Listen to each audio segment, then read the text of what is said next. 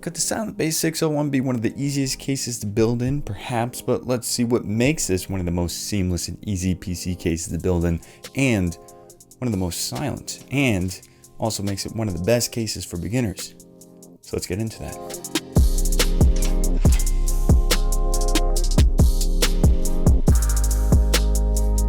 Hey, what's going on, guys? My name is JD from JDTechGear, and welcome back to the channel where we discuss PC patch reviews, guides, mods, and more. So if you're new here, consider subscribing and checking out the rest of the channel. Not gonna lie, guys, this case came off as a surprise to me. First, let's run down some specs to let you know what this case can accommodate. The Silent Base 601 comes in at $130 for no tempered glass, and the model with tempered glass comes in at $140. It also comes in 3 different trims: black, silver, and orange. I'll be honest, the orange trim looks surprisingly clean despite the stark contrast. This is a mid-tower case, but can accommodate eATX motherboards. The 601 has a modest footprint too, and maximizes the space it takes up with dimensions of 532mm long, 240mm wide, and 514mm tall. Alright, first thing I noticed with this case is its restriction of airflow. The front is completely closed off with very narrow ventilation coming in from the sides and one minor air scoop on the bottom of the front panel. Top ventilation is dictated with the small slits on the very top, and it has very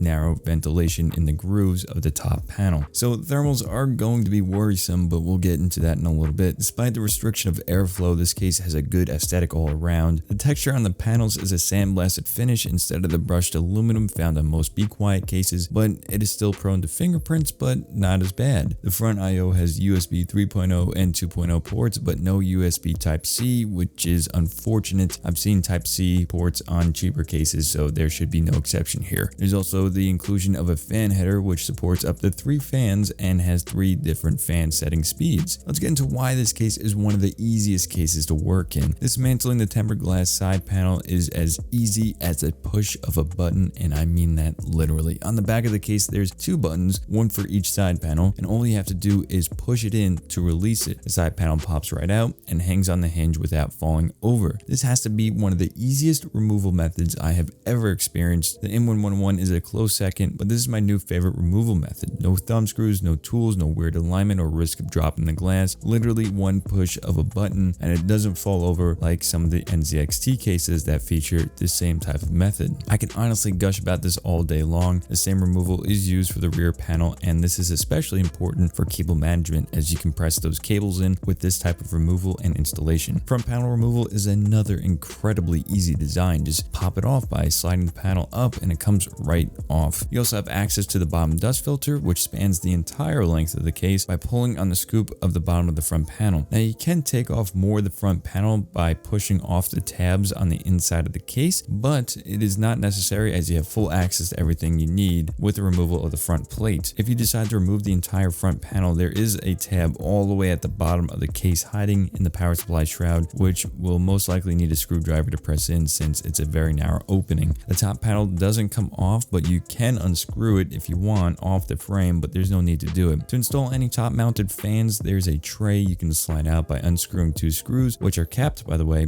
and sliding it out. This makes the top fan installation incredibly easy. Speaking of fans, the 601 includes 2 140mm Pure Wings 2 fans, which are really nice fans to be included, and here's the fan radiator support. You can pause the video here to have a closer look. The inside of this case follows a similar layout compared to the Dark Base 700 and Pro 900 Rev 2. There are all 9 motherboard standoffs pre-installed, rubber grommets off to the right, and there's the HDD slot covers on the right for modular hard drive cage expansion. The case comes with an additional 3.5-inch drive cage, providing support up to 3 3.5-inch drives. The PSU shroud has modular covers on top, like the Dark Base 700 and Pro 900 Rev 2, to accommodate for radiator clearance in the front and improved airflow to the bottom mounted drive cages, and you can also install a fan there. The top, front, and rear panel all have insanely thick noise proofing material, much thicker than the Dark Base 700 and 900 Pro Rev 2, so you can imagine this case is whisper silent. Moving over to the rear of the case, we have options for SSD mounting right behind the motherboard tray on its own bracket. The bottom mounted drive cage is located off to the left and can fit either two 3.5 or 2.5 inch drives. PSU installation includes removing the bracket on the back of the case, sliding through the PSU, and mounting it to the bracket. Not to mention, you can fit a massive power supply in this case. In terms of depth for cable management, there's about 1 inch of clearance from the inner wall and provides a decent amount of room for cables, which adds to the ease of use for building a PC inside of it. Speaking of which, building inside this case was an absolute breeze. It has fantastic clearance internally. Top mounted fan installation is a dream with a slide out bracket. Motherboard clearance at the top is adequate for cable routing and placing fans above it. PSU installation is very easy and manageable, but I would have liked to have seen the pop out PSU wall for better modular PSU accommodation for adding or removing cables that the Darkbase 700 had, and cable management was one of the easiest experiences I ever had. I also meant to mention there's an option for vertical GPU mounting, but there's no included PCIe riser, and thermal performance is terrible being so close to the glass, blocking air to the fans. But overall, this is one of the best build experiences I've ever had with its added modular features. Cable management is really easy with this one too. There's cutouts for cable routing in all the right places and boasts plenty of tie down points. There's tie down points along the left side, top side, middle, bottom, and right side of the case. You literally can't have more tie down points. Even with all these tie down points, there are no included zip ties and only Velcro straps, which is nice, but I would have liked to have used more zip ties since using a Velcro strap on the tie down points can be a challenge. Closing up the rear panel doesn't impede on your cable management either, since it only opens on a hinge and doesn't need to be slotted in or anything of that nature with some of the older Be Quiet cases. Now for the performance of this case, noise performance is outstanding. Of course, I have a total of 6 fans, 4 of which are iGo fans at max speed, and the other 2 at fan speed setting 1, which are the Be Quiet Pure Wings 2 fans. So the fan speed remains the same throughout testing, giving off a total system noise of 41.7 decibels, which is really quiet considering the resting decibel level is 39 in my room. Now, in terms of temps, there's a 1 degree difference in CPU temperature and there's a 2 degree difference in GPU temperature, which is good for my situation, but the parts I'm using have a very low TDP. The CPU is a Ryzen 1400 at 3.9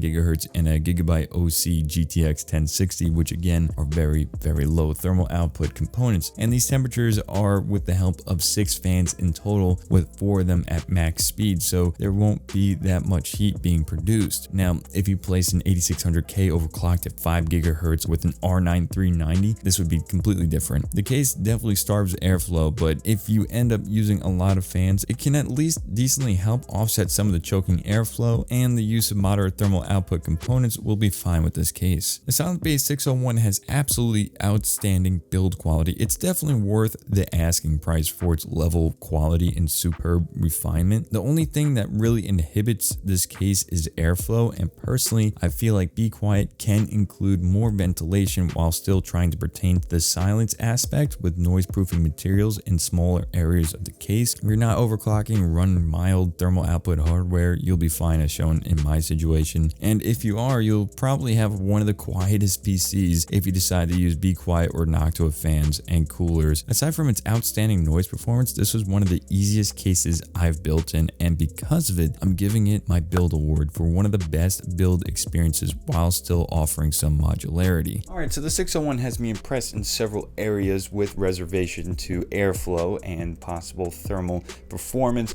But if you are interested in the case, there's a link in the description below. But if you need something with more airflow, I have more PC case reviews over here and also in the end screen popping up over here in just a second. But if you guys are new here, consider subscribing, checking out the rest of the channel. If you want to support here what I do to keep pushing out more videos, I sell merchandise like this and PC art like that to spice up your setup. And also I have a Patreon link down in the description below. So thank you all for watching. I'll catch you guys in the next one.